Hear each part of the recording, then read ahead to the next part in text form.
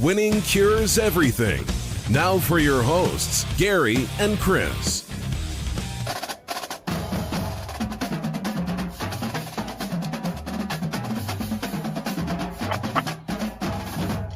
Welcome in, Winning Cures Everything. It is the Friday, October 22nd edition of the show.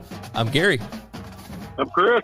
And we have got quite a bit of college football stuff to discuss. We actually got news this week, Chris. We got stuff to talk about outside of the games, which I guess is helpful because, you know, while there are some very interesting games this week, the more interesting stuff is going on, you know, outside of the field. It's really, really strange. I start us off every Friday, or at least have recently, with where is College Game Day going for week number 9, and this, wherever they go, I don't think it's going to be a bad spot this time.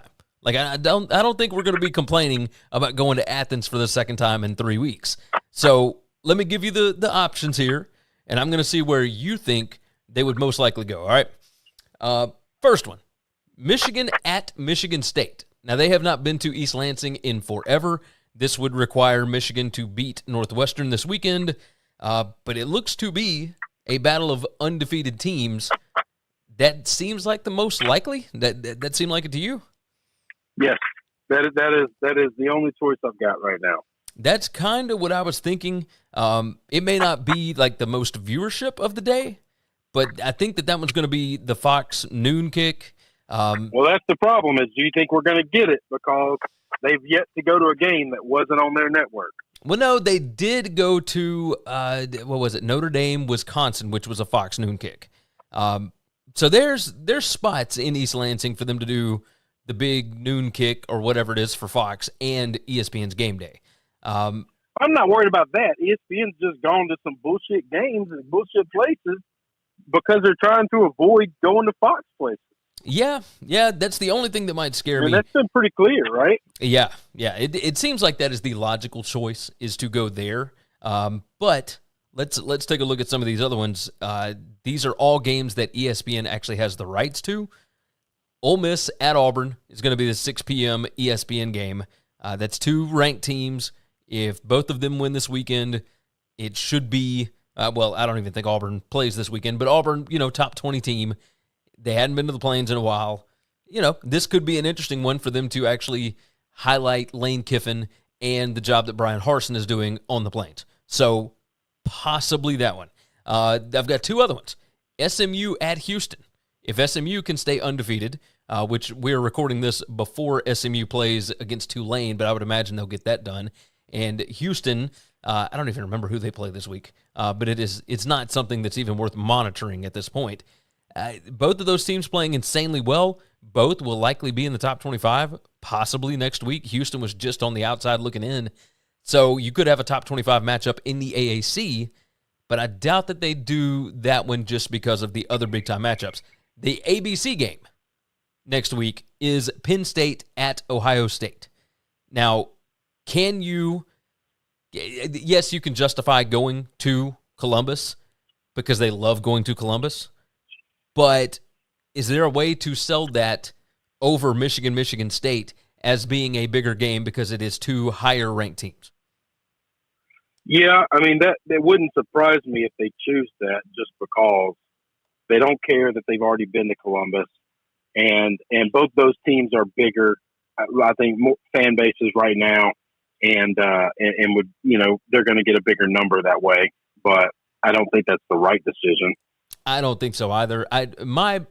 Where I would go would be East Lansing, regardless of whether it's a noon game or not. But I could totally see them going, you know, I could see them moving this over to Columbus. So that'll be, that's my guess, is it will be in Columbus because it is the ABC game. And that way, you know, Kirk can just stay right there and it's no big deal. But that at the moment, you've got Michigan and Michigan State, which is number 6 against number 9, and Ohio State is number 5 against Penn State, number 7. So you can sell it as higher-ranked teams and whatnot, and, you know, we understand how networks work. That is the way that it goes. Next topic on the board before I give us the rundown here, and I didn't tell you we were going to talk about this, but it is interesting to me, and I want to bring up something about it. you and I, we talked a little bit on Twitter about this. Jeremy Pruitt and his attorneys have threatened. Basically, they have a deadline for a settlement. Otherwise, they are going to court, and they are bringing a lawsuit against the University of Tennessee. Very interesting stuff coming out. And the guy that he hired, Michael Lyons out of Dallas, you know my appreciation for Tom Mars. And this guy is even more of a shark than Tom Mars. This guy would eat Tom Mars for lunch. I love Tom Mars, but this guy is vicious. He is ruthless, and I could not believe that this is who he ended up hiring. And it makes perfect sense. I mean, he's a Sexton guy. You know, Sexton, normally a Tennessee guy, but when it comes to his clients, like he's working to get their money, and I understand where they're coming from. This is so strange because you see two different things in the same conference going on right now, right? LSU fired Ed Orgeron and kept him on staff for the next 4 years, all the way through 2025, because there is other stuff going on at the Louisiana State University than just what happened on the football field. He was fired because he was losing games, but there's all this other stuff that's going on. There's all the Title IX stuff. There's the FBI investigation. There's all, everything else. Da-da-da-da. As long as Ed Orgeron is hired or employed by the university, he is under the same representation as the university, so they can keep all their ducks in a row, et cetera, right? This situation, like, they just completely cut ties with Pruitt, and Pruitt can say anything that he wants to. The discovery process for a lawsuit like this is why typically universities just pay a settlement as opposed to cutting ties and letting this guy just say whatever he wants to say, right? You don't want all the dirty laundry coming out there, and we know that every school in the SEC has it. In this situation, talk about what you said to me on Twitter, because I think it is insanely relevant in this spot. Oh, I mean, you equate this to a divorce, and so it's just one of those situations where you would rather pay the attorney whatever it costs and burn the fucking house down. Like, you don't care that you're going to lose the house. You don't care what it costs. You just don't want that bitch to get the house. That's it. Yeah, and I think that a lot of that is going on here. At Tennessee, I think they would be perfectly fine with, like, the new AD, the chancellor, like, everybody, right? I think everybody would be fine with, you know what, let's just get all of this crap out there, get rid of all of the baggage, all the bad stuff. Who gives a rip? And we ain't paying this guy, and we are going to move forward with Heupel and with Danny White and with Rick Barnes. And if Rick Barnes is a casualty in the process, okay, we'll just go hire a new basketball coach, right? Because there's all kinds of stuff that Pruitt's attorney was putting out about Barnes and a bunch of rumors, whatever. But if you get all that stuff out in the open, you have nothing to hide anymore. So who cares? And I kind of like it. I like the idea behind it. It's definitely different than what we're used to. We are used to a veil of secrecy. And this would just open it all up. And Tennessee could basically be saying in this spot exactly what you're talking about. Screw it. Bring it all out. We don't care, but you ain't getting a dime. And I kind of like that. Kind of like it. So do you have any other thoughts on it? No. Mm-mm. Nope, not a thing, huh? No, I mean, I don't know what else to say. They're going to fight him. Yeah. They're going to fight him. If he broke his contract, the most he can do is make Tennessee look bad. He can unveil a bunch of dirty, skeletons in the closet. But at the end of the day, by doing all of those things, if he is in breach of his contract for fired for cause, then he's still not going to get his money. Yeah. There's nothing that you can do there. So it's interesting. Very, very interesting, to say the least. The next topic on the board, well, before we get to that, let's go ahead and do the rundown. Go to winningcureseverything.com.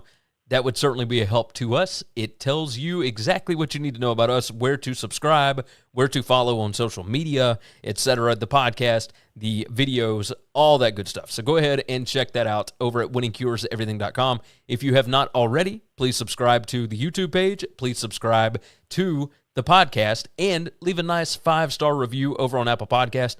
Like this video. That's a big thing. It's hit the thumbs up button. That helps us out a bunch. And jump into the chat. We obviously always see everybody in the chat. We try and get through these shows so we don't have as much time to speak to everybody. But on Sundays, we do our college football reaction show, and we answer questions, and we take comments and all that good stuff. We will give shout-outs on the Sunday shows.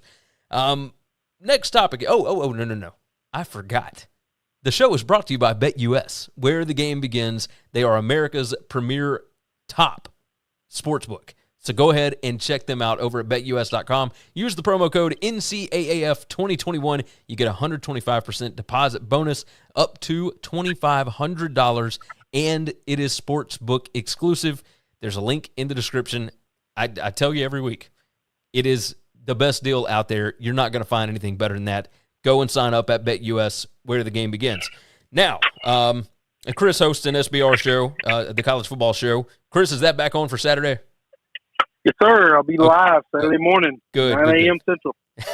So check out the SBR college football show. There's a link in the description for that. And the BetUS college football show we do on Wednesdays and Thursdays. You can click the link below to sign up or to subscribe for that one as well. Now, next topic on the board. This is a pretty big one. I wanted to hit it the other day. Obviously, Nick Rolovich is, they're going to have a legal battle. There will be lawyers, as they say. And Rolo is suing Washington State, but we did not get to some of the candidates. Now, we're not going to spend long on this, but there's a whole slew of candidates involved here. My question to you, Chris, do you think that there are potential candidates that look at this situation as, like Washington State is willing to fire a football coach rather than stand up for their guy? This might be a place that I don't want to get involved. Does that kind of cut down the candidate pool? What now? Repeat. How did you word that? So my question here: does Washington State's handling of Nick Rolovich and the way that whole situation went down, as opposed to trying to find a way to give him a religious exemption or whatever, does that cut down the candidate pool for the Cougars head coaching position?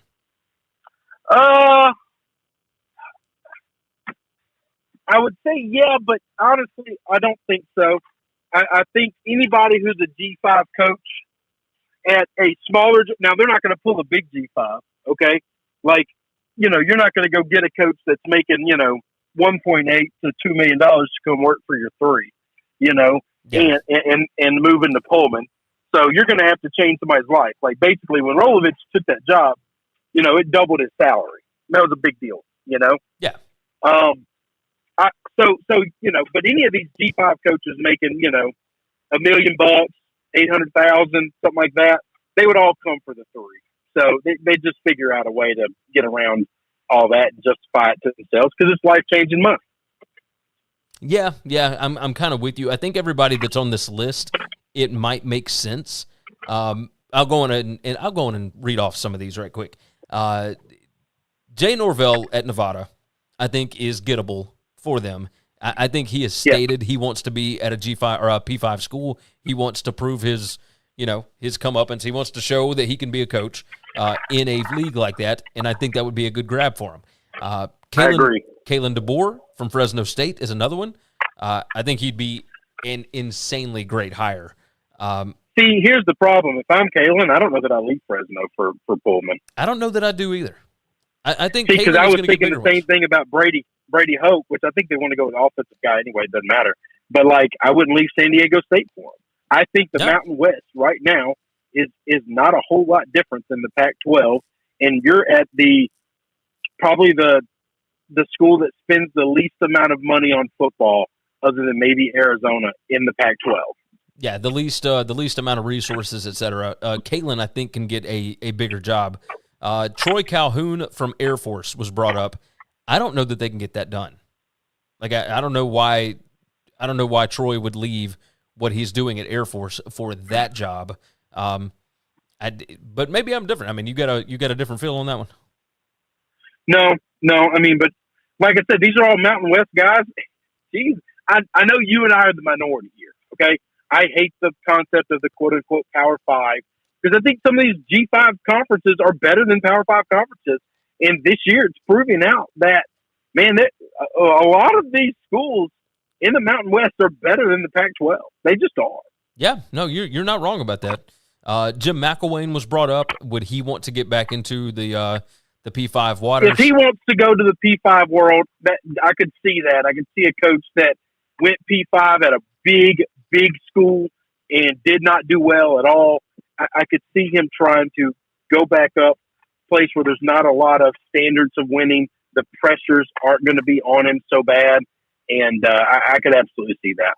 Another name was Alex Grinch, the Oklahoma defensive coordinator. He was, of course, Mike Leach's defensive coordinator at Washington State that actually got that thing turned around. His scheme actually helped them get to 11 wins. That could be possible, but would he want to go backwards? Because I think if you are at Oklahoma and you actually get that defense rolling, you have much bigger opportunities ahead of you as opposed to Pullman, because Pullman is on the back end of the B5, if we are being completely honest with ourselves, right? Yeah. Joe Moorhead, another one, offensive coordinator at Oregon, of course, maybe same situation that you were talking about with Jim McElwain. Yep. You know, didn't pan out well at Mississippi State, but that doesn't mean that he couldn't be successful at a place at Washington State, right? That's right. Let's see another Mountain West guy, Brent Brennan, at San Jose State. They are not exactly having a great go of it this season. Nick Starkel's been out. They've been dealing with injuries all over the board. This could be one of those where San Jose State does not exactly pay their football coaches a ton of money, and he was, the second guy up for the Arizona job. So if he were to get this job offer, I think he'd jump at it in a heartbeat. You feel the same? Let's see. Did we lose you? You still here? Hey, you break up on me. There we go. Okay. All right. Let's keep on. Brent Brennan would jump at the opportunity. Jeff Grimes was brought up. Offensive coordinator at Baylor, was at BYU. Maybe. I don't know that his style necessarily fits what they want to do in Pullman, but maybe I'm wrong on that. You got a feel on Jeff Grimes? No, but I have a feeling on this is why it's really hard for defensive coaches to get head coaching jobs. This is evidence A through 25, all right, of why you don't want to hire a defense. I would not want to hire. I don't care how great they are. And I know that means I wouldn't hire the next Nick Saban or Bill Belichick. The game is just different. And you're asking me that every time me as a head coach get the team rolling offensively at all, my play caller is going to get hired away. Yeah. That's just going to happen. This guy's been here for 1 year. He's been an OC at Baylor, and now he's about to get hired away as a head coach. If you don't hire your head coach to be your play caller, this is your life, a revolving door or mediocrity. If you go 6-6, nobody's going to want your head coach. You win 10 games, no one's going to want your play caller. You win 10 games, everybody's coming for your most valuable person. Yes, you're 100% right. And there's not a damn thing you can do to stop it. A next name on this list is actually very similar to that. Graham Harrell, offensive coordinator at USC. I could see it. He was at North Texas with Seth Luttrell when they were actually doing well, back several years ago. As soon as he left North Texas, they were not able to do nearly the same thing. But that would be somebody, if you're wanting to get back into the Mike Leach tree, Graham Harrell would absolutely fit that. He played at Texas Tech for him. That could, the air raid, that kind of mess, that could work in Pullman. Graham Harrell could absolutely work. Another name that was brought up, I'm curious your thoughts, Jeff Banks, who is the special teams and tight ends coach at Texas. He is the recruiting coordinator there. He was the recruiting coordinator at Alabama. But if you are so used to recruiting at Alabama and Texas, why would you go to Pullman where you're not going to be able to get the dudes that you're used to getting, right? I mean, but nobody thinks that, right? Every one of these guys thinks that they can recruit anywhere. They think that they can be great no matter what. That no one looks at themselves in the mirror, honestly, and says, "I'm only good because I can sell 1 million Teslas." You know what I'm saying? Yeah. But I can't sell this Pinto over here. Well, shit. I'm hiring you to sell Pintos. They don't look at themselves and say, oh, well, I wouldn't be good at that. They think I can sell anything. It's the thing that surprised me about this with Banks. Like, he hadn't been a coordinator at really any level other than, special teams coordinator. He has not been obviously he hadn't been a head coach. The boosters and whatnot, the board of trustees and all that involved at Washington State are the ones reportedly that are interested in him. I mean, maybe it makes sense if you're trying to maybe you're looking for a culture guy. The idea that he doesn't do anything but special teams. Urban Meyer was a special teams guy. Harbaugh was a special teams guy. Like, these guys, that doesn't concern me at all. Special teams is a major part of the game, and they work with all of the players on the team, which is why they are always the ones that are promoted, usually, to interim head coaches because they're used to it. But they understand running of practices and putting together a game plan just as much as everybody else, maybe more so than the other guys, just because the offensive guy just knows the offense because they never work with the other side. They don't do anything else. And the special team guy actually has to work around everybody else's plans and schedules. So I think they see big picture better. But like I said, you do what you want at the university. If I ever become an AD, I would never hire anything other than an offensive guy, and I would make sure that offensive guy is the play caller. And I would make him understand you're the reason I hired you. If you ever stop calling plays, your other guy's going to get your job if he's good because somebody's going to hire him away. Yeah, just like at Ole Miss. Lane Kiffin is great. Eventually, somebody's going to come for Jeff Lebby. Like, it's going to happen. And we'll see. We'll see what happens with it. So, yeah, this is going to be interesting what goes on at Washington State. I doubt they make any kind of a hire at all until, well after the season is done because they still got to figure out some stuff. There are people that, for whatever reason, believe that Rolovich still has a chance to take back over that job. And I would be floored beyond belief if that were to happen, especially with the lawsuit coming. I do not. Well, hang on now. But his lawsuit is with the state more than his lawsuit's with the school for his money. Okay, but his problem is with the state. Let's say, for instance, this lawsuit's going to take a year. All right, like it's not going to happen tomorrow. We know that. I mean, how long ago was Pruitt fired? And we're just now getting to a point where I'm probably going to sue. So this thing's going to take a while. So let's say the governor is no longer the governor next time. I don't know when they're up for re-election. I don't know when they came in. Or let's just say the situation with COVID is no longer an emergency situation, and the mandates legally are no longer constitutional, and you can't do them. Right? Let's say that happens. If he hasn't burnt any bridges with the athletic department or with the boosters there, then why can't he just come back? I mean, you've got a point, but there was part of the lawsuit was calling the AD vindictive, and also, I mean, it was just kind of harsh language in the original statement. Who's more valuable to that school, Rolovich or the AD? I mean, you do have a valid point there. There are very few universities where the athletic department is more powerful than the head football coach. Yeah, very few. You are not wrong there. You are not wrong. Very, very interesting. Very, very interesting. All right. Next one. Oh, here's another topic we got to hit right quick. So the Sun Belt appears to be expanding after all the mess that went on with the AAC, which, by the way, on Thursday, it was officially announced the AAC is welcoming in those 6 schools from Conference USA. And now the next move is the Sun Belt looks like they are going to extend an invitation to Southern Miss, and Marshall appears to be following them. Multiple reports stating that'll be the next thing on the board, and it'll probably happen next week after, sometime around there. The next big puzzle piece appears to not be an FBS team, but James Madison. So JMU, an FCS school, looking to come up to the FBS. It looks like the Sun Belt might be involved in that, or the remaining Conference USA teams, which if the Sun Belt takes Southern Miss and Marshall, that would bump them up to 12, and that would leave, let's see, that would leave actually 6 Conference USA teams. Conference USA would be looking to bump up to 10. schools at that point, and James Madison would be one of them that they are looking at bringing in. All of these puzzle pieces are so interesting to me. I don't know how this stuff is going to actually fly, but I have figured out that these ESPN deals, all of these contracts, all these G5 contracts are going to be back up for renegotiation. And when that happens, ESPN is going to grab basically every G5 conference, and they are going to toss them on ESPN Plus. And that is going to be basically the only way that you can get them.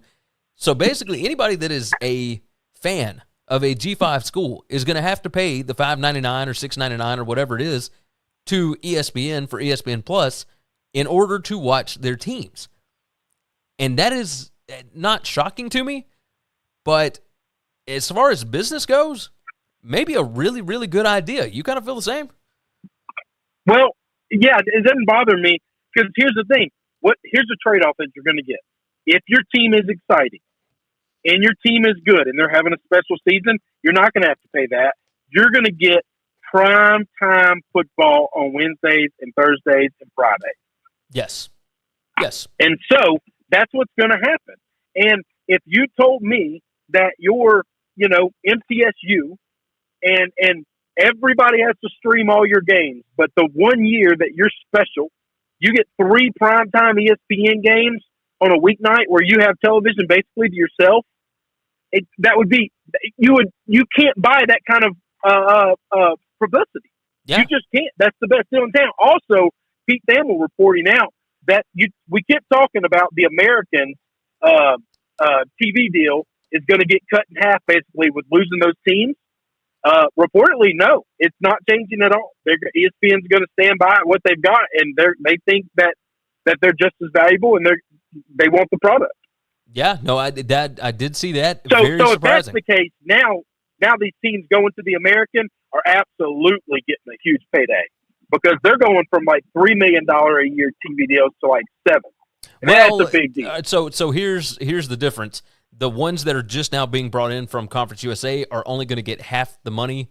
That's right. They're not going to get all of it, but It's still a big number compared to what they are getting. Yes, because they're only making about $500,000 off of their media rights deal currently. Yeah, those 6 schools will be making half of what one school in the AAC is making right now. So $7 million a year. So right now the AAC is getting 7, so they're going to get 3.5. That's how I got that number. Yeah, they're going to get 3.5 instead of $500K. That's a huge deal. Yes, it is. So it's definitely a step up for them. The more I look at it, the more I'm like, it does water down the AAC product a little bit, but there is potential there for some of those teams to grow and for some really, really exciting matchups. I mean, we already had one. UTSA at Memphis was a hell of a ball game. So more matchups like that I am excited about. We get Memphis UAB again. SMU and Rice should be, somewhat entertaining just because of the Texas ties and all that. But I'm excited about this. I think we're moving in the right direction. Again, if I were the boss, if I handled all of it, college football czar, I would take all of these G5 schools, put them all together, and work out my TV contract that way so that I could, schedule the way that I want to across the board, make more regional rivalries, all that good stuff. But if we're going to do it this way, cheers to it. I'm good with that. So, but like I said, Gary, we talked about this. That sounds good for easy sake and all this other bullshit. But if you're Memphis or you're Tulsa, you're these other schools that have been in the American, you know that you're better than these other teams. You know that you're worth a lot more than these other teams. Why would you agree to that? Agreed. I mean, I'm with you 100%. When you put everybody in a big pot like that, all you do is placate to the median, which means you're overpaying the bullshit teams that don't deserve anything, all right? And you're grossly underpaying those who are outperforming, what you should be giving them. And so that's why you just can't do that. You got to have separations because then you're rewarding conferences, you're rewarding certain teams that are putting the money into the program and getting results. Yeah, I do not disagree with you at all. The separation is necessary in a lot of these cases. Everybody has a worth, and the ones that rise up eventually get picked off by bigger conferences, and the ones that don't obviously get relegated down. And while that does stink for those schools, it's you reap what you sow. So let's dive into our preview before we dive into the pick'em for the week. And the first question, every week I ask Chris 4 questions leading into the college football weekend. This week is no different. We will start off with the best games of the week. And I would say, man, I will tell you this. I am the most excited about Clemson at Pitt.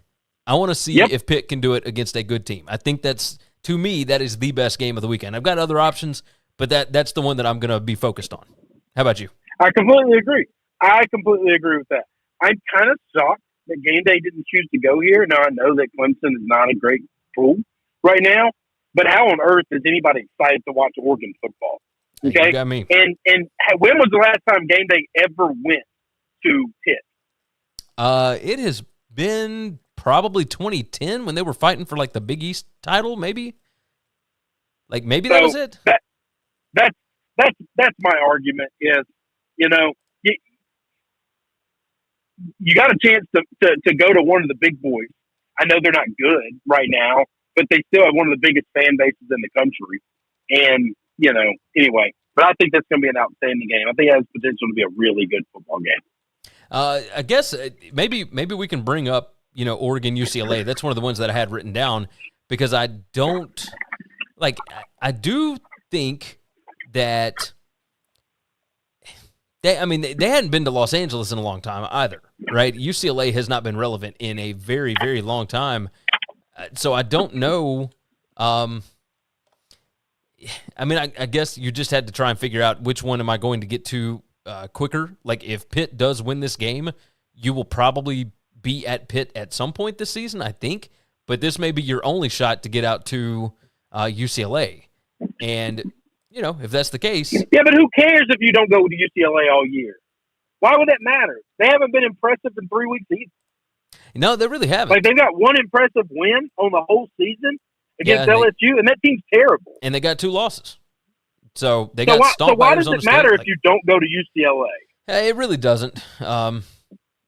Part of me wonders if they would rather just be in Los Angeles as opposed to Pittsburgh in the middle of October. Sure, Gary. I'm certain if you listen, I would rather vacation in Los Angeles too over the weekend than be in Pittsburgh. They have not been at a UCLA game at home since 1998. That was the last time they were in Pasadena. Is there a reason they should have gone to a UCLA game in those 28 years or 25 years or what? 22 years? 23 years? Yeah. I'll get there. Let's see. The last time they went to Pitt was 2005. Notre Dame played at Pitt on September 3rd, opening weekend. Notre Dame won that one. So, yeah, 2005. Yeah, this was – so it's been longer since they've been to UCLA, but, good gracious. Like, what are we doing? But I don't ever care about that. Like, once it's been 10 years since you've done something, it doesn't matter if it's been 10 years, 20 years, or 50 years. All right, we should get there at some point in time, but we go to Georgia 3 times a year, so who gives a fuck? Yeah, you're not wrong. You are not wrong about that. Oklahoma State and Iowa State, I think, is going to be very interesting. Hang on. I want to go back to that. Go ahead. Do you think the UCLA – this is exciting games, not good games, not close games, exciting games. You think that game's going to be exciting? Because I do not. I think it could get very, very boring. I will tell you this. I do think that – I think it'll be close. I think it'll be close. But I don't think that equals exciting. I tend to agree. I think Pitt and Clemson could be exciting. I didn't think about them at all for this list. At all. Yeah, this is definitely interesting. Oklahoma State, Iowa State, I think can be exciting because both quarterbacks make a ton of mistakes, right? And Oklahoma State has proven they can overcome the mistakes. I said on the BetUS show, the winner of this game will be the one that can actually overcome the mistakes made by their quarterback because both of them will make mistakes. And Iowa State has not proven to me that they are capable of actually overcoming those mistakes. Oklahoma State does it week in and week out. Spencer Sanders threw 3 interceptions against Texas and found a way to – wait, was it Texas or the week before that? No, it was Baylor. And they beat Baylor by 10 points. Like, Yeah. The turnovers for Oklahoma State do not matter because Jim Knowles' defense is absolutely legit. Now, if you look at advanced metrics, it's impressive somewhat, but it's not as impressive as when you actually watch them on the field. And that Oklahoma State team is something serious. So, they find a way to get it done. Just because it's low scoring or just because it's a defensive game doesn't mean it's boring either. Like we've seen plenty of those games that are exciting. I just think right now, UCLA and Oregon's one of the most boring football teams to watch. And I'm going to tell you this, the ghost of Chip Kelly that started that whole run at Oregon is turning over in his damn grave right now. I know Chip Kelly's going to be in the house, but he's got to look across the thing and think, man, what I used to do at that school, what on earth are they doing now? True. But if you look at UCLA, I mean, he has built UCLA completely differently than the way that he built Oregon back in the day. Oregon. That's right. Yeah, it's a whole different ball game. I got to tell you, I've got a blank here as far as who has the most to gain this weekend. I got one more exciting game. It's a small game. Go ahead. I think that Fresno Nevada game is going to be fun. Oh, I tend to agree with you. I think that game is going to be awesome. Yeah, Fresno Nevada could be a lot of fun. That could end up being, a Mountain West title shot kind of game. So we'll see about that one. I think so. I am looking at a lot of points in that game, and Fresno, like, they're favored. We're actually going to pick that game here in just a little bit. But Fresno favored by 3.5 there. Little tricky with that hook, little tricky with the hook. So we'll see about that. It's going to be a fun game, I believe. Most to gain. Is it anybody from these exciting games, or is it maybe somebody else that I'm missing? So I know this is going to sound. I've got two, and they're both kind of weird. One, Pitt, just in the sense that how long has it been since you beat Clemson? Like, I know Clemson's having a down year, but while the big boy is down, you better get your shots in because they ain't going to be down for long. And if you don't get them now, you might not ever get them. And I think it's important to the program, not to necessarily vault you up in a ranking or anything like that. The other one, very similar, Purdue. I know that Wisconsin's not good this year, but Wisconsin has bullied you for a long time. And if you can get a win over a team that's bullied you for a long time, I think those things matter. So in the AP or in the whatever polls, it won't matter. In the rankings, it won't matter. But I think those two wins are big for those programs if they can pull them off. I do think those are important. I do like both of those big time. The Purdue situation, I mean, Wisconsin has beaten them 14 straight. Just for a program builder, for Jeff Brom, that would be massive to get that win. It's very important to be able to say, because 5 years from now, nobody's going to say, yeah, but that Wisconsin team sucks. It's important when somebody's kicked the shit out of you for a long time for you to finally get them. Yes, I'm with you. Most to lose this weekend. You may not agree with me here. I'm going to say Iowa State. I think Iowa State and Matt Campbell specifically, because I was about to say Matt Campbell specifically, right? Yes. Well, Iowa State, if they have 3 losses in the first 8 weeks of the season, that goes against everything. You haven't even played Oklahoma yet. What in the world is going on? You haven't played Texas yet. Who knows what can end up happening there? I was just about to say they haven't played Texas either. Yeah, if you come out of the first 8 weeks with 3 losses and you were expected to be a playoff contender, or at least preseason polls projected to be a playoff contender, that ain't gonna sell, or I guess sit correctly with the fan base. While the fan base may still love you and everything, people are gonna start asking questions like, okay, so is this it? Is this and maybe they're totally fine with that, but on a national perception as far as hype and getting bigger jobs, etc. It may not make that big of a difference because this could be just a Kentucky situation where the coach just stays there forever, right? Mark Stoops, totally content in Lexington. And that's great. I think, and listen, if that's what his life is, he can live an unbelievable life in Ames. I would kill for that life, all right? So that's not a knock. It just, you did have a lottery ticket in your hand, and it's gone now. So Yes. If you lose this weekend. And there's a little bit of a gut feeling for that. Yeah. Did you have another one that's most to lose? No. I mean, everything is just like they would have to be big upsets for the team to have something to lose to actually lose. And I just don't. Maybe we every week Oregon. we could say Cincinnati. Every week we could say, I don't think Oregon has anything to lose because nationally, I don't think anybody expects anything of them. I know they don't have a lot of L's in the column or losses in the win-loss column, but nobody actually thinks they're a good football team right now. True. But the deal is, if you get to that second loss already, the playoff stuff is completely out of the door. And I do. Well, I think the playoff, but that's what I'm saying. I think the playoff stuff is already out the door.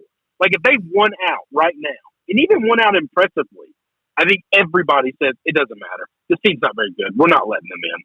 We're just not. I legitimately think people who have barred the door from the small guys would say, Cincinnati, get your ass in here. We're not putting Oregon in this thing. Yeah, you could be right about that. Oregon sitting at number 10 right now, and the team that they beat already this year, Ohio State, is all the way up at number 5 as far as the AP poll. So, that I could see where you're coming from. Playoff sleeper, I put Pitt down this week because if you get a win over Clemson, you start to look at that schedule, and while we may not think super highly of Pitt, I mean they did lose to Western Michigan.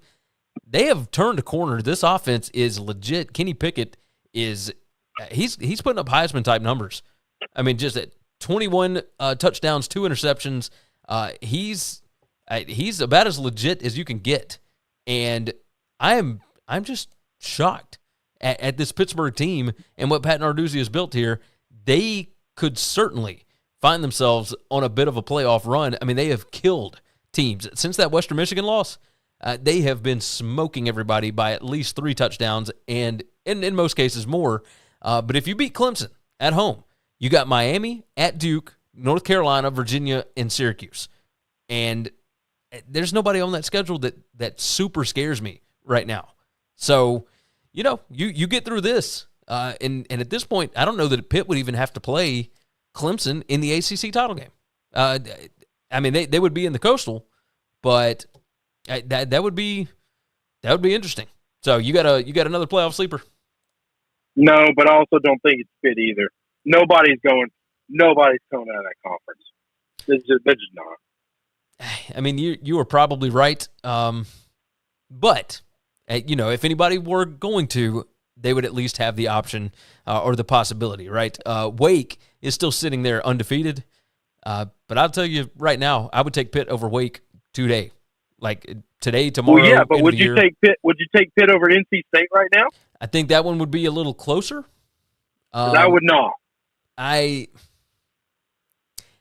like Pitt's now, offense. NC State's playing somebody that beat the hell out of, right? So that we're not having that conversation because that game doesn't matter. I think, if I remember correctly, now they might be playing a good team. Oh, they're playing Miami. Yeah, they're playing Miami. They're playing a team that should beat the hell out of. Exactly. But that line's only 3.5. Isn't that funny? It's weird. It's very strange. If NC State loses this game in Miami, we're just done with the ACC. We're just done with the ACC at that point. So yeah. Good gracious. All right, let's get into Pick'em. Let's go ahead and knock this out. Off the radar Pick'em for week number 8, and we are gonna fire this off. We're gonna kind of roll through these quickly. Illinois at Penn State. Odds brought to you by BetUS, where the game begins. Go ahead and sign up. Use the promo code. You can find it down in the description. Penn State, a 23-point favorite, total of 45.5. Penn State won last year, 56-21.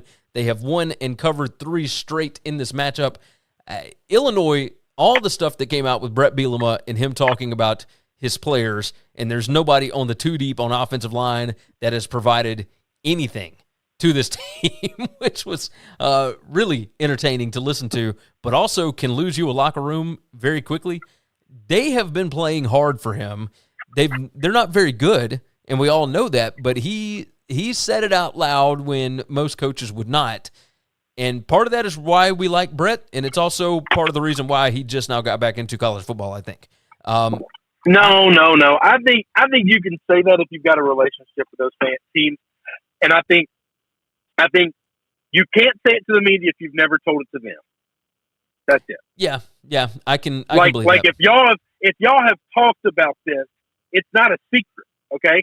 Like if I stepped into the ring with Dante Wilder, like I'm gonna get my ass kicked. I don't. If my trainer went out and was like, he's gonna get his ass kicked, like everyone would be like, oh, he's gonna lose that locker room. Nope. I'm pretty well aware that the other guy's better than me. I think these kids know the guys on the other side of the field. In almost every game they play, they're better than them. That's the reason they're at Champaign. Yeah. That doesn't mean you can't fight hard. That doesn't mean that 1 out of 1,000 you won't win. It's just the truth. If he was coming out and saying something that was untrue about his team, then I would have a problem. I got to think he has told them this. I don't think it's going to mess up the locker room at all. The thing that scares me about this game is, you and I talked about it, the number of people that are wagering on Penn State here, right? There are a lot of people on Illinois. I looked, more money is coming in on Penn State than the number of bets that are coming in on Penn State, so I guess that somewhat evens it up. But it does terrify me that the line was moving the opposite direction. But, man, I think I'm going to go against it anyway. Brett, like you said, a lot of people taking the comments as, probably a little cringeworthy if you don't really understand the full scope of the remarks. In that situation, man, I wonder if this team doesn't, fight like hell this weekend.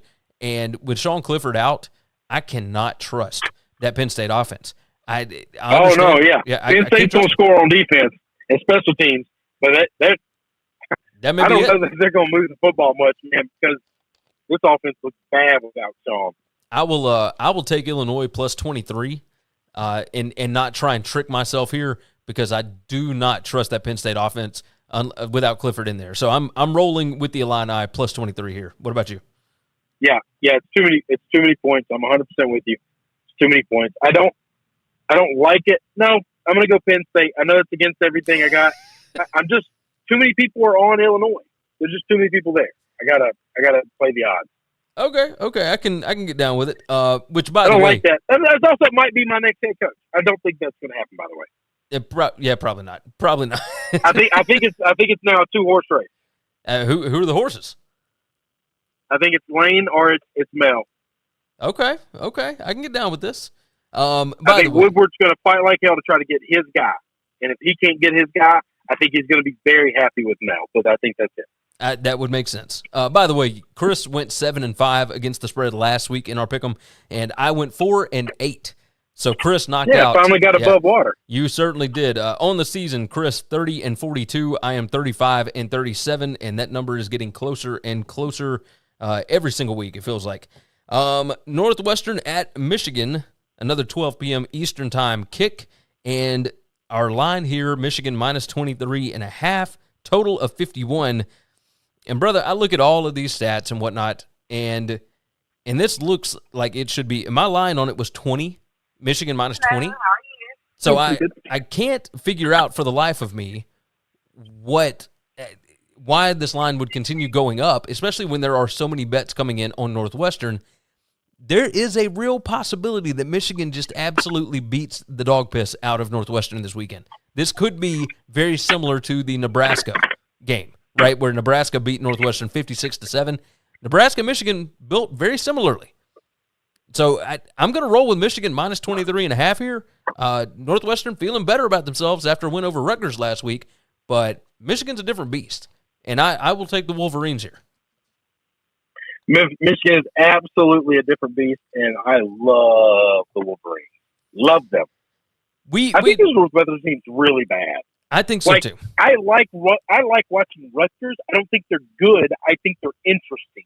Okay, I've never seen a team that does not have an offensive philosophy. They literally just run 80% of their offense as trick plays. It's not just we run a bunch of gadget plays. No, their whole offense is gadgets. Okay, I find that interesting. I don't think it's good. Northwestern is boring and bad. Yeah. There's not a lot to like about them right now. Now, we should have seen this coming, Gary. See, we're too close to this because we love Northwestern and we're friends with those guys. We're the Westlaw guys, and we talk to them every day. Like, we're too close to this. Northwestern has never had a first-round pick in the history of that damn school, and they had 3 last year. Like, what are we talking about? How did we not know that was going to happen? Yeah. Oh, they got 2. Yeah. Sorry. Yeah, they had 2, but yes, I'm with you. I think we thought a lot higher of this team when they had Cam Porter, when they had a couple of the offensive linemen. I mean, it's been strange, but also we probably should have seen. But all we've been told about is how much depth this offensive line has. Well, guess what? They don't have any depth at all. You lose one guy and you fall to shit. No, they really do not. They have nothing, and it pains us to actually say that. So, yeah, it sucks. It sucks, man. Not a fan of that situation, but alas, here we are. So, all right, let's move on to the next game here. Cincinnati at Navy, and Navy a 28-point home dog. And this is another one of those gigantic lines and whatnot, and people are all over Navy. But, brother, this is another situation for me where I am going to ride with Cincinnati minus 28. The Navy team turned around when Ty Lavatai, the quarterback, got put into the starting lineup. When he took over after that bye week, this team flipped, and they were actually competitive in games. I think Navy would have covered against Memphis last week had he not gone out of the game. And as soon as he went out, that offense stalled again. Navy was not able to do anything. This Navy team, without him at quarterback, is the Navy team that got beat 49-7 by Marshall. Cincinnati is going to run this team. Cincinnati number 5 in defensive success on running plays, and they are number 4 in EPA per rush on defense. Navy is not going to be able to do anything against this team. Nope. I'm all over Cincinnati minus 28 here. Yeah, there's no doubt. Cincinnati's they're just going to keep putting up style points. They're going to keep knocking people out in the first quarter just because they got to show the world, listen, we're not anything to be messed with, okay? You better let us in because we're going to keep huffing and puffing and we're going to blow this house down. Yeah. And there's nothing Navy can do about it. Navy's good at one thing, that's running the football. And Cincinnati's going to take the football and push them backwards. They're bigger, they're stronger, they're faster. I don't think there's a scheme in the world that can save them. I tend to agree. Another 12 p.m. Eastern Time game. Kansas State heads to Texas Tech. And this, my friend, is a pick'em. Now, I made the line Kansas State minus 2, but then I start looking at some of these other advanced metrics and whatnot. And, Parker over at cfb-graphs.com actually has Texas Tech projected to win this game 39-36. This one could be interesting, which is why it's a pick 'em, right? Some people see Kansas State as a favorite. Some people see Texas Tech. So really, we're just picking a winner here. While I see all of these advanced metrics and blah, blah, blah, blah, Kansas State has played a tougher schedule. So if you're just looking at raw numbers, then yeah, you could absolutely see Texas Tech. But I think some people have figured out Texas Tech, and while they do have some matchup advantages here, specifically their wide receivers going up against these Kansas State defensive backs, Kansas State got some playmakers too. Skylar Thompson back in the fold, playing well. I'm going to roll with Kansas State on the road. The thing that scares me, Kansas State number 112 in EPA per pass on defense, and Texas Tech number 32 in EPA per pass on offense. If they are able to throw the football on Kansas State, they can make up points in a hurry. But I trust Kansas State to be able to get stops here, so I'm going to ride with Kansas State to be able to get the win. We'll go head to head here. I'll take the Houston Cougars. I'll take Texas Tech. Texas Tech's been wildly inconsistent, which is very consistent with this college football season. But when they're on, they're real good. Nope, yeah. You're right about that. I mean, at Texas Tech, they are very volatile, but if you look at their overall numbers, they are number 19 in offensive EPA margin, and defense is not as bad as Kansas State's defense has shown. Now, Texas Tech hasn't had to play Oklahoma or anything yet, but I see where you're coming from on this. This is I could see if Texas Tech gets rolling, they could absolutely win this game. Yeah, that's all it is. I just think, like I've already said it. I don't even say it. They're at home. When they're on, they're tough to beat. Yeah, especially at home. So again, it's another one of those games. Matt Wells needs it. I feel like I'm talking myself into Texas Tech. I'll stay on Kansas State just so that we can go different here. But yeah, I see where you're coming from. Next game up, we have got Syracuse headed to Virginia Tech, and the Hokies a 3-point favorite. You want to talk about desperation mode and a must win? This is a 12:30 p.m. Eastern time game on the ACC network. Or no. This is actually like a regional sports network. Like they have been relegated to only the regional networks here. Virginia Tech needs a win in the worst way. Total is 46 here. Again, odds brought to you by BetUS, where the game begins. Brother, if I look at the numbers here, the only thing Syracuse can do is run the ball. Now, they were able to do it against Clemson. But Virginia Tech, they don't really give up a bunch on the ground. So I tend to believe, you know what? I take that back. I've looked at that stat wrong. Virginia Tech is number 14 in EPA per pass on defense. They're number 100 in EPA per rush. Man. All right, so my line on this was actually Virginia Tech -4. That's what it opened up at. It's already come down. Man, I put Virginia Tech -3. Like I'm going to take Virginia Tech, I thought. But, man, I think I might go Syracuse here. You know what? Yeah, I'm going to switch my pick. I'm going to switch it. I'm going to take Syracuse. So let me tell you, this is the dead-ass game that I don't want anything to do with. Because both of these coaches I like, but neither one of them have done anything impressive at all in a really long time. Like, yes. I just can't get behind any of them at all. Tech has better players. There's no doubt about it. Okay? But I would take Tech. I'm going to take Tech at home. I don't like it. I would stay as far away from this game as possible. Yeah. I think neither one of these teams could be trusted. I wouldn't trust them with one nickel of mine. Yeah, if you want to see our official plays, go to the BetUS show and go to the SBR show. Chris's BetUS show, Chris's SBR show will be on Saturday morning at 10 a.m. Eastern time. So go and check those out. Those will be the official plays. We do pick them off the radar, pick them every week, just to have a little fun so that we can actually talk college football on our own show. The next game up here, this is another one that could be really weird.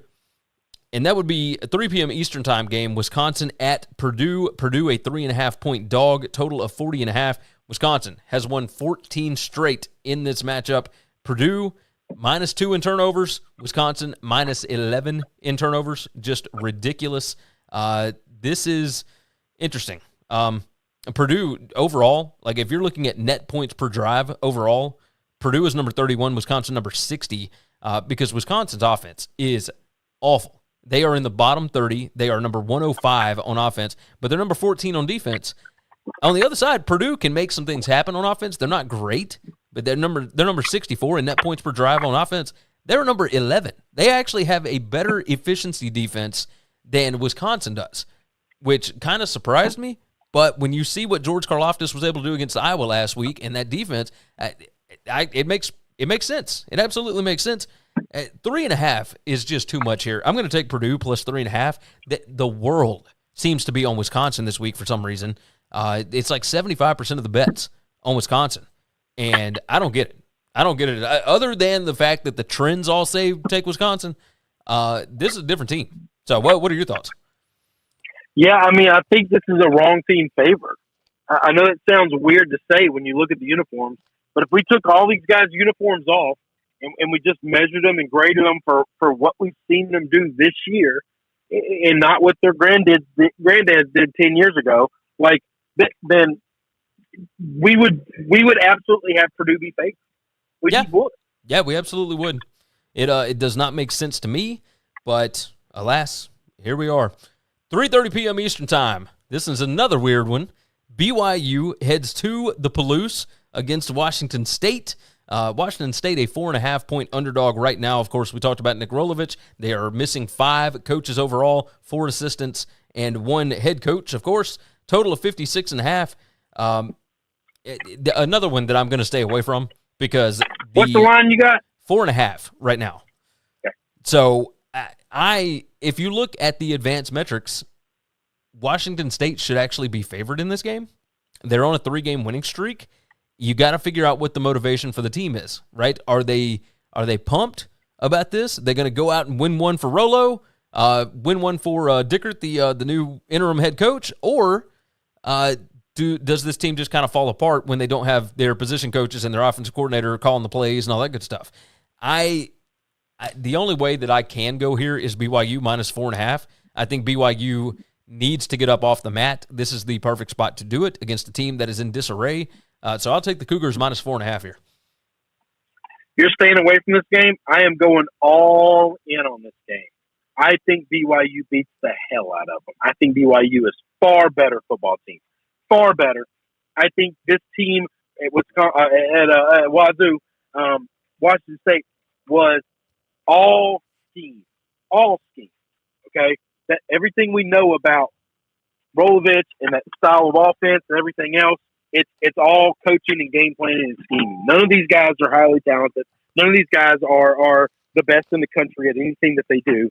And they are 100% a product of the scheming. It's not just you lost Rolo. You lost Rolo and every assistant coach that matters. There's nothing these players are going to be able to do. They're just not. BYU's going to come in, they're going to run it all over them. Yeah. Okay, I can buy that. I can buy that. Moving on from there, Western Michigan at Toledo. Toledo, a 1.5-point underdog at home, a total of 54.5. I'll go ahead and say this: Toledo under Jason Candle, great recruiting classes, all that good stuff. They cannot get it done on the field. This Western Michigan offense is absolutely rolling here lately. Not going to spend long on this one. I'm going to take Western Michigan minus the 1.5, even on the road, even with the talent disadvantage. They are the significantly better coach team. Okay, I'm going to do something weird here, but I'm going to take Toledo only because the MAC is insane, and I just don't know anything that's going on there, and so there's no logic that can be had for what's happening at the MAC. True, and so yeah, no, it makes take the home sense. team catching a point, because if you paid any attention at all to MAC-10 football, you have no clue what's going on. You just don't. So, the advanced metrics would have this game actually Western Michigan 18 and Toledo 10. It's just weird to look at. It's so incredibly strange to see this from a team in Toledo that had a bunch of returning production, has multiple NFL guys on their team, and they cannot seem to get it together. And yet, this will probably be the game where they get it together and cost me a win here. So it does make sense. I'm with you. I'm with you. All right, let's move on. 4 p.m. Eastern time. Boston College heads to Louisville. Louisville currently a 6-point favorite over Boston College. And a week ago, this line may have been a pick'em, but Boston College looked so bad against NC State. They got power rated so low that they kind of fell out of this one. Total of 57 here. Boston College with Dennis Grosel is not great on offense. They're just not. And once people got film on him and they figured out what he could do, they were able to shut him down. I don't know that Louisville's defense has that capability. So I expect Boston College to be able to make some plays to stay in this game. I don't know that they can win outright at Louisville, but I think Boston College can stay within this number, within 6. So I'll take BC plus the 6 here. So I'll go Louisville. I'll lay the points. I don't like betting against BC with that many points, but I think Louisville's starting to find themselves. I think they play really, really well at home, and Satterfield's got that team believing. I think Louisville's going to be excited. Is this weekend the weekend they're doing Lamar Jackson's jersey, or is that later in the year? That might be this weekend. Yeah, so that crowd's right. going to be full then. I mean, they'll sell that place. If it's this weekend, whatever game that is, they're going to sell it out.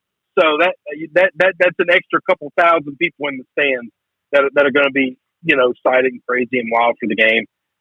So I think Satterfield has them rolling. I think Cunningham's one of the best players in the country. Love watching him, and yeah, I'll take them.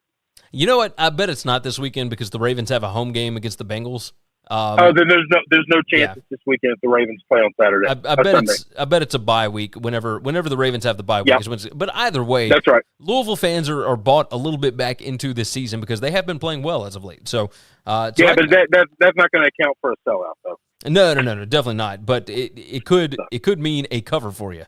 So, next game on the board, we're moving to the night slate here, and our first one up for the nightcap.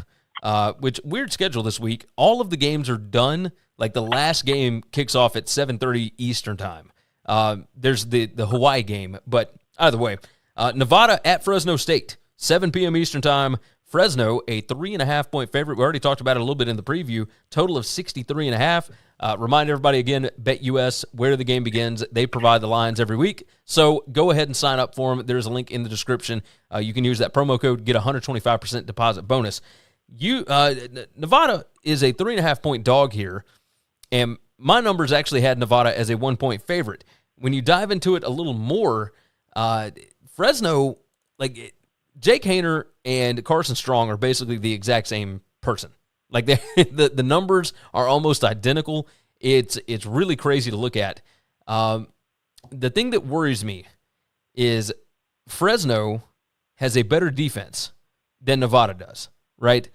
I came into this thinking this is easy, this is wrong team favored, and it's really not. The Nevada offense is not as good as the Fresno defense, which is maybe a bit surprising. With that said, I still trust in having Carson Strong, who I think is the better quarterback. He doesn't have the flash highlights and everything, but overall, just a better quarterback. I trust Carson Strong here. I think that he can cover that 3.5. This feels like a field goal game one way or the other, so I'm going to count on the hook to save me. But I can 100% see Nevada winning this game outright. So I will take the Wolfpack plus 3.5 here. I'll take the home team. I like Fresno. I do think Fresno's better than them. I think Fresno's a better football team overall. I think they're more complete, defensive, offensive, and so I'll take my chances. I don't like the hook. I do think it'll be a close game. I think it'll be a super fun game.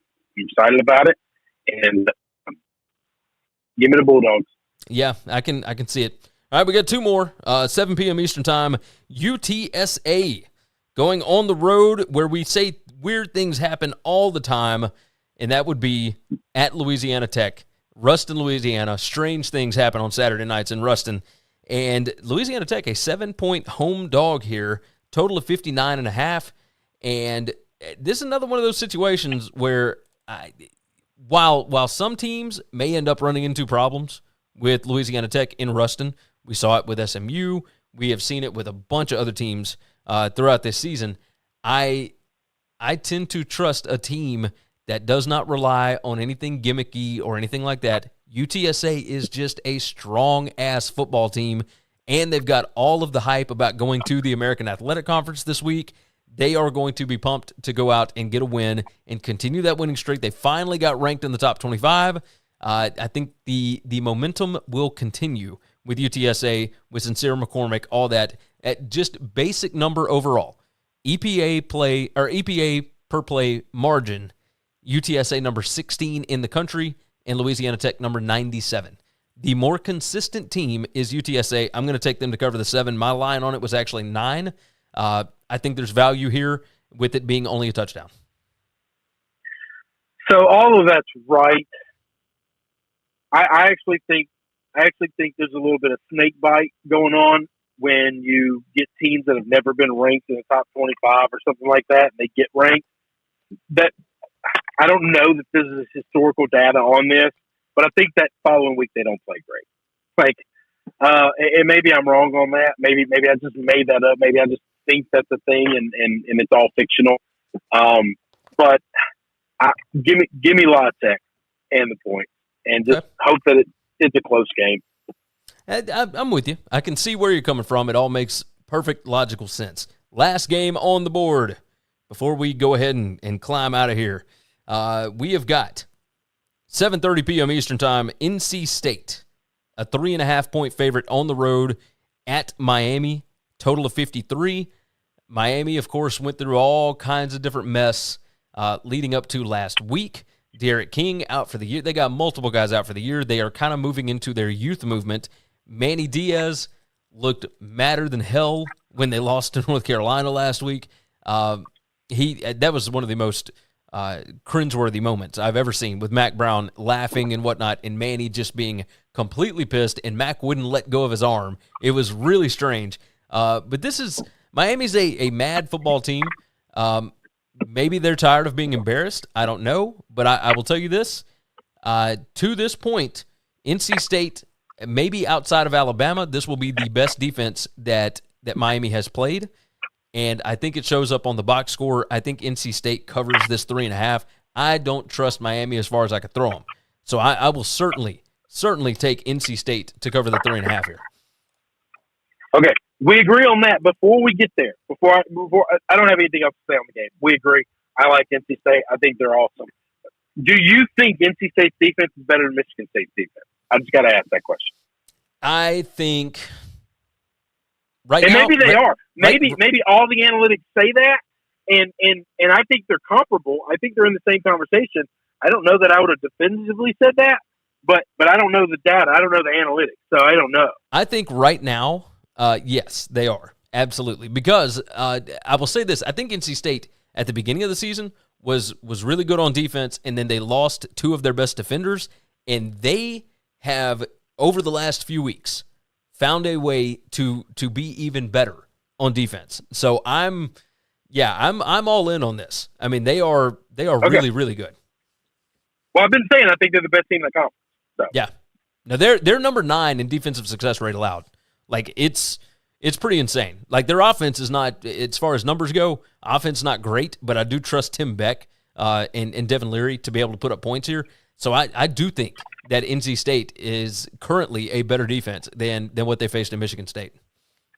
Okay. I was just curious about that. So, okay, we can talk about something else. All right, so you're agreeing NC State, right? Yeah, no doubt. Yeah, there's not a single number on the board that could give you Miami. There's not a lot you could ever give me to make me want to bet on Miami right now. I tend to agree. I don't know. Like, they would literally have to be like, I don't know, a field goal game against UConn. Yeah, I'm with you. All right, is there anything else that you want to hit, or do you want me to let you go and I'll end the show? No, man, that's it, brother. I appreciate it. Have fun. Absolutely. All right, talk to you later, buddy. All right, so that is going to wrap up the Friday edition of the show. We appreciate everybody that joined us. Let me go ahead and give you the rundown again. WinningCuresEverything.com is the website, so go ahead and check it out. Along with that, the show is brought to you by BetUS, where the game begins. You can sign up using the promo code NCAAF 2021. Get you a 125% deposit bonus up to $2,500. And my friends, I can't stress this enough. It is sportsbook exclusive, and it's a hell of a deal. You need to go take advantage of it. There's a link in the description. You just hit that link. It's going to toss the promo code in there for you on sign up. Very easy to do. So go check it out. Check out Chris's SBR show Saturday morning. Check out my BetUS show on Wednesdays and Thursdays. You can go watch the archived version of it, of course, over on the channel.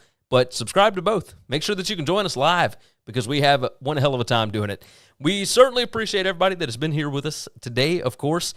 Share the show out, tell your friends, and jump into the comments, of course, and make sure and like the video. That helps us out quite a bit.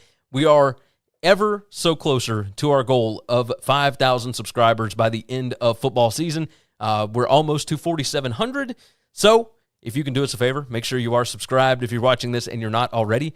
We still have like 70% of our viewers that are unsubscribed. So if you're watching this and you have not subscribed yet, hit that subscribe button for us. It helps us out in ways that you would not even believe. With that said, take care of yourself, take care of each other, and hopefully all of your tickets cash this week. Thanks for checking out Winning Cures Everything. If you want to keep up with us, hit subscribe on YouTube or your favorite podcast app. Visit the website at winningcureseverything.com, or you can like us on Facebook or follow us at Winning Cures, at Gary WCE, or at Chris B. Giannini on Twitter. Share out the show.